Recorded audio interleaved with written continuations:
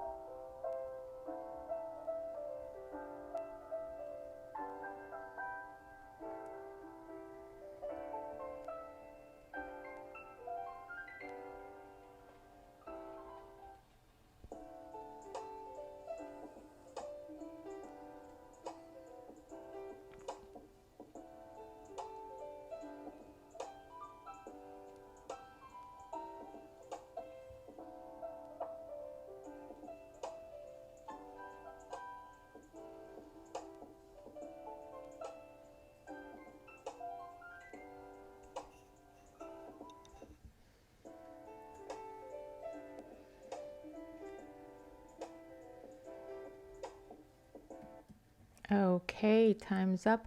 Please let me know what you have chosen in the comment section. Okay, now that you are warmed up, let's move on to the first activity, which is a matching activity. Now, before you start doing this one, I would like to give you a little bit of a tip.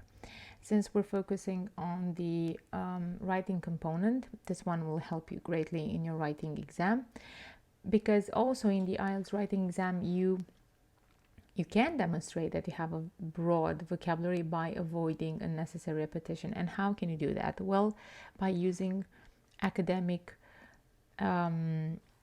commonly synonyms in the academic arguments. So, for example, the minister justified this position on arms control. He defended his position strongly when he gave evidence of the proliferation of nuclear weapons. So basically here, first is justify and then use an academic synonym, defended. All right, so for this activity, you've got 1 minute to match each word 1 to 4 to its closest synonym 1 to D.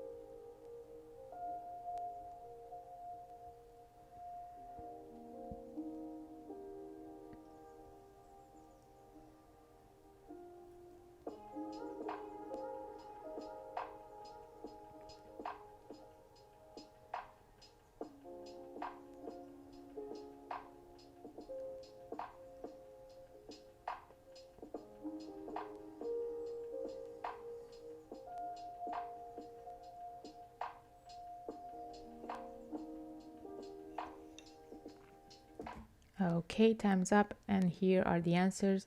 As I said, drawback is a very good synonym for disadvantage, and benefit for advantage. So you don't have to use disadvantage and advantage whenever you have to write an advantage disadvantage essay. Moving on to the second activity. Here you also have to match words. You have to find words in the text below which mean verb, verb, adjective, verb, verb. Okay, nothing too complicated. You will probably finish faster than 2 minutes. You don't need that much time. 2 minutes to do so. Here you go.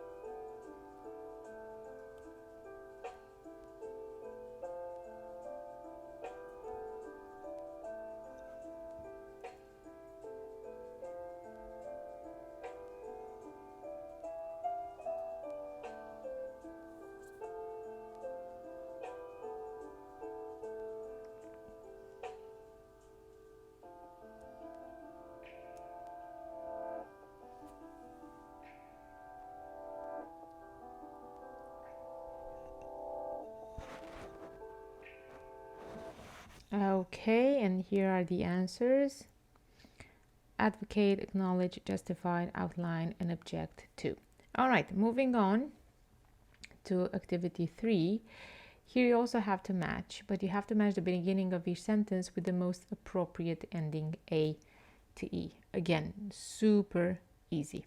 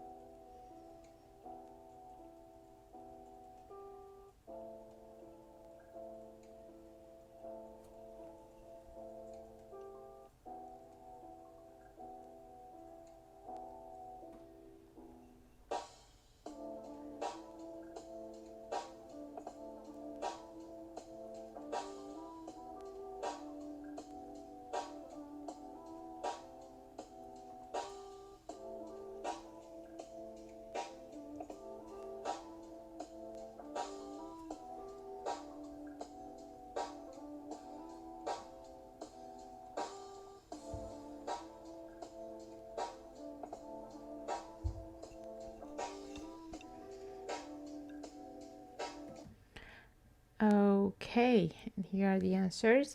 Now, before we move on to the next activity, I want to give you another exam tip.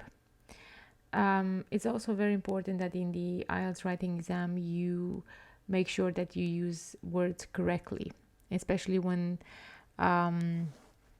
words are followed by prepositions. Prepositions are nasty little words because there's so many combinations, and sometimes you think, oh, it matches the same structure that I have in Romanian or French or whatever. No, just that's simply coincidence. So you simply have to learn them as they are, and you learn the way that they go by exposure to English.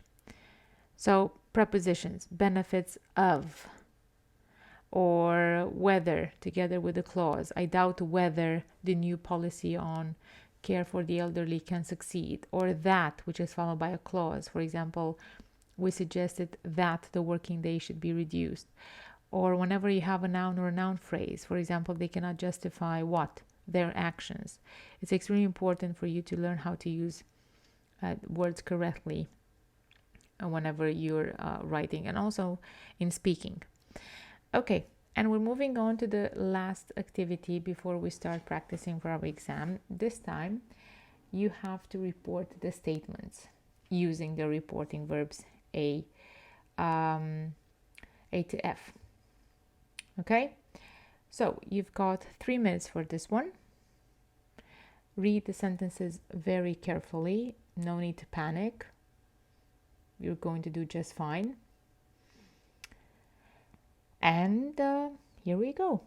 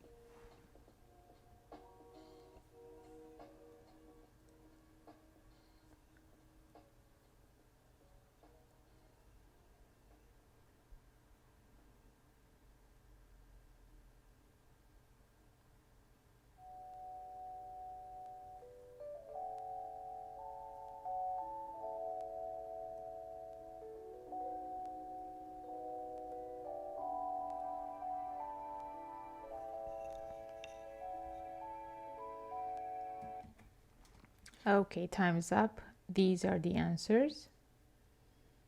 as I told you, nothing too complicated, and this will help you greatly if you know how to use reported speech and how to use reporting verbs. It will help you also in the speaking test when you have to report what someone said, like telling a story.